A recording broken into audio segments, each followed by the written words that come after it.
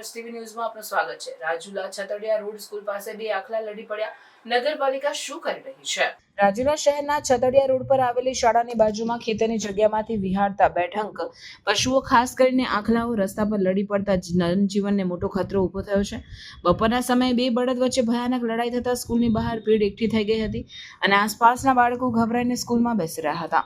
સ્થાનિક લોકોના જણાવ્યા અનુસાર આ વિસ્તારમાં છેલ્લા ઘણા સમયથી આમ જ છૂટા પશુઓ ફરવામાં આવે છે। રસ્તા પર સતત આખલાઓ, ગાયો અને સાંઢો દેખાઈ આવતા વાહન ચાલકો તથા પસાર થતા રાહદારીઓને જીવ જોખમમાં મૂકવાનો બનાવ વારંવાર બનતો રહે છે। પ્રશ્ન એ છે કે નગરપાલિકા શું આવા બનાવો પછી જ જાગશે? છૂટા પશુઓને કાબૂમાં લેવા માટે કોઈ આયોજન છે કે નહીં?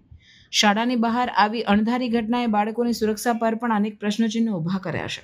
હવે નગરપાલિકા તાત્કાલિક પગલાં લે છે કે નહીં એ જોવાનું રહ્યું। અહેવાલ અસલમ ગાહા, રાજુલા।